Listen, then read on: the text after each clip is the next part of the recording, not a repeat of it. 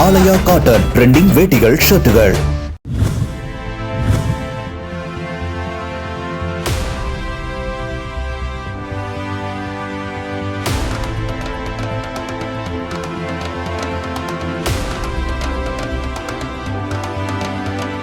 தருமபுரி மாவட்டம் பாப்பிரெட்டிப்பட்டி திமுக வேட்பாளர் பழனியப்பன் வத்தல்மலை கிராமத்தில் உதயசூரியன் சின்னத்தில் வாக்கு சேகரித்தார். திமுக ஆட்சியில் அங்கு கொண்டுவரப்பட்ட திட்டங்களை பட்டியலிட்ட அவர் அவை தொடர திமுகவுக்கு ஆதரவளிக்க வேண்டும் என கேட்டுக் கொண்டார்.